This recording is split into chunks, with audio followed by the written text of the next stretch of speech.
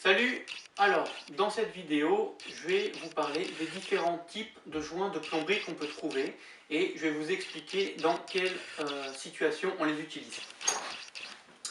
Alors déjà, avant de parler des joints, il faut parler des différents types de raccords parce qu'on ne mettra pas les mêmes joints selon les raccords qu'on a. On a en gros trois types de raccords. Alors, déjà on va avoir les raccords où on a un filetage mâle qui vient dans un filetage femelle et l'étanchéité va être faite en mettant quelque chose sur le filetage mâle. Et on aura notre étanchéité entre les deux filetages. Ensuite, on va avoir un deuxième type de raccord où on aura un écrou libre comme ça et une surface plate. Et en fait, l'écrou libre va venir se visser sur le filetage mâle et comprimer la surface plate sur le bord du filetage. Donc là, on mettra typiquement un joint plat. Et puis ensuite, on a un troisième type de raccord, et cela je vais juste en parler brièvement parce que sur ces raccords on ne fait pas de joint. Donc on est toujours avec un écrou libre, mais cette fois-ci, vous voyez, on n'a pas un bord plat, on a un bord un petit peu en forme d'olive dénoyautée. Et en fait, donc on a un bord en forme d'olive dénoyautée de ce côté, et ici on est un petit peu conique.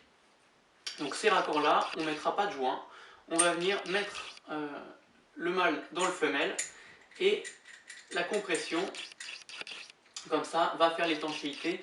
On aura une étanchéité métal contre métal. C'est la forme arrondie des métaux en les comprimant qui va faire l'étanchéité. Donc pas de joint, on n'en parle pas dans cette vidéo.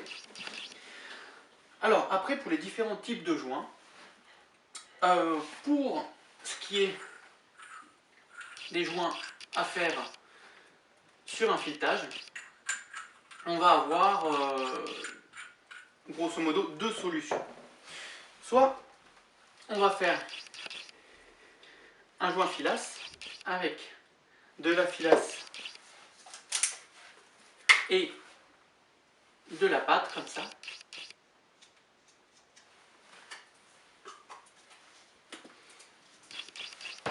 Soit on va faire un joint avec du téflon qu'on va venir enrouler sur le filetage. Même principe que la filasse.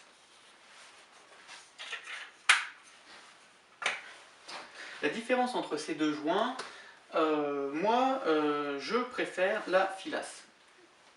La filasse, on est sur un joint où il va falloir serrer fort pour faire une étanchéité. Et moi ça j'apprécie parce que je ne me pose pas la question, je serre fort et je suis sûr d'avoir une étanchéité. Toujours. Donc quasiment partout je fais du joint filasse. Toujours. Alors que le joint téflon, on va être sur un joint, toujours sur un filetage, mais il faudra serrer moins fort qu'avec de la filasse. Et ça, moi, j'apprécie pas trop dans le sens où serrer moins fort, ça veut dire quoi? Serrer fort, je sais, je prends ma pince, je serre jusqu'à plus pouvoir serrer et on n'a pas de fuite. Donc concrètement, moi, le téflon, je vais l'utiliser dans certains cas particuliers uniquement. Lorsque par exemple j'aurai des robinets chromés, comme ça, un robinet chromé sur une platine chromée, bon bah là,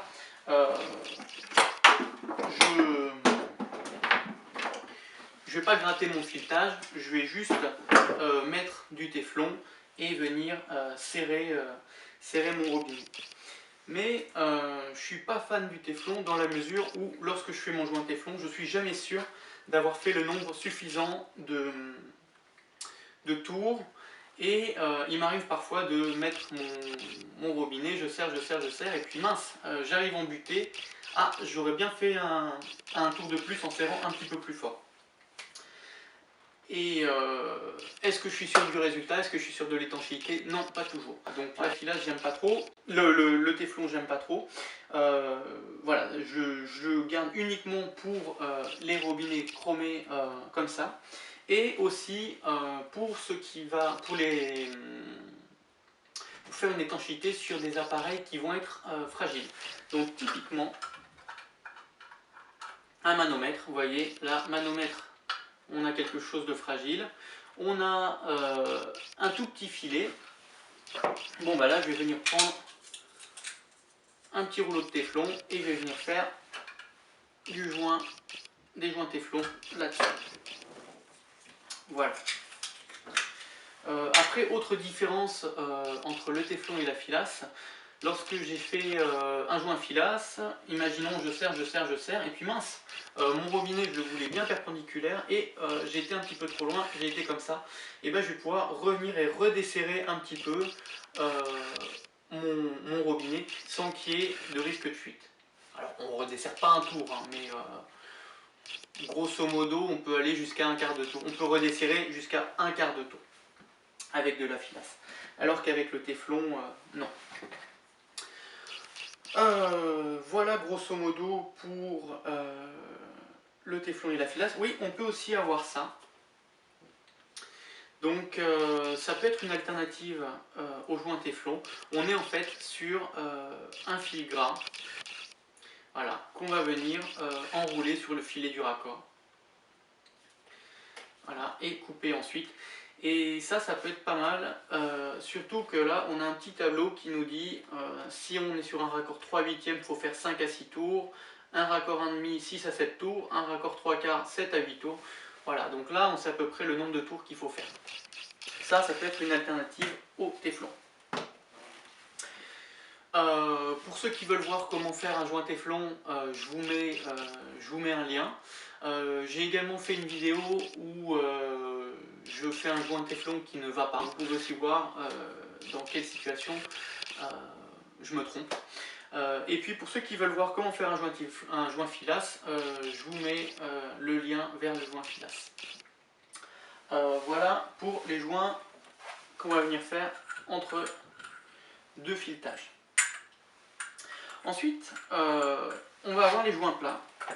Les joints plats qu'on vient mettre sur une surface plate, comme ça, et qu'on vient serrer sur un filetage. Donc, on a deux types de joints plats, vous voyez. On va avoir les joints plats en fibre, comme ça, joints fibre, c'est les rouges. Et on va avoir les joints plats caoutchouc. Et ben là, c'est pareil, il y a des joints que je préfère.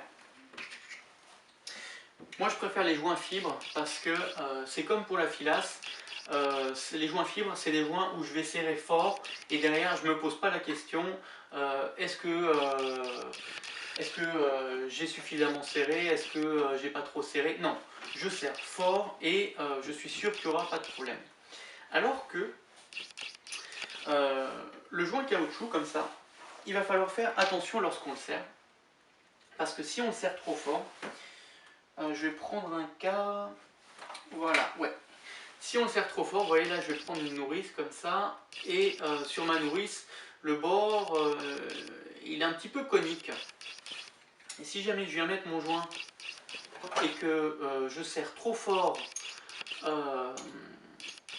mon écrou libre, ce qui va se passer, c'est que en fait, le fait de serrer trop fort va écraser et peut potentiellement couper mon joint et me créer une fuite. Donc, les joints caoutchouc, il faut faire attention, il ne faut pas les serrer trop fort. Donc mes joints caoutchouc, je vais essayer de les utiliser le moins possible. Après, il y a quand même des cas lorsque je vais en mettre. Un compteur d'eau par exemple, on va être sur un appareil qu'on peut être amené à changer, un appareil qui va être fragile. Donc j'ai pas envie de venir avec mes pinces et devoir forcer trop fort sur les raccords. Donc dans le cas du compteur d'eau, je vais préférer le joint caoutchouc. Joint caoutchouc, je ne vais pas serrer trop fort, voilà, ça sera facile à démonter, je pourrai changer facilement mon compteur. Donc dans ce cas-là, et je vous donne un autre exemple dans lequel on va avoir du joint caoutchouc. Donc là on est sur un robinet de WC. Donc robinet de WC, là je vais arriver avec mon écrou libre par exemple de PER ou mon collet battu fait sur du cuivre. On va être sur un raccord métal sur métal, donc là ça va être un joint fibre. Et là cette partie là, l'écrou libre, je vais venir le visser sur mon mécanisme de WC. De plus en plus, les fabricants de WC ils mettent des mécanismes de chasse d'eau avec un filetage en plastique. Filetage en plastique, moi je suis là, je serre un écrou en métal sur un filetage en plastique. Si je serre trop fort, j'ai peur que ça vienne me casser les filets du filetage en plastique. Donc, pour ne pas serrer trop fort, typiquement, entre mon filetage plastique du système de chasse d'eau et mon robinet, dans ce cas-là, je vais venir mettre un joint caoutchouc. Voilà, donc joint caoutchouc ici et joint fibre ici. Voilà, je pense vous avoir à peu près tout dit sur les différents types de joints et comment les utiliser. Si jamais il y a des informations complémentaires qui me reviennent en tête, je mettrai ça sur le PDF. Vous pouvez aller, là je vous mets le lien pour aller sur mon site internet. Vous pouvez aller télécharger le PDF gratuitement, toutes les explications, le récapitulatif de ce que je viens de vous dire dans cette vidéo. Voilà, j'espère que ça vous a plu. Je vous dis à plus tard pour de prochaines vidéos. Salut!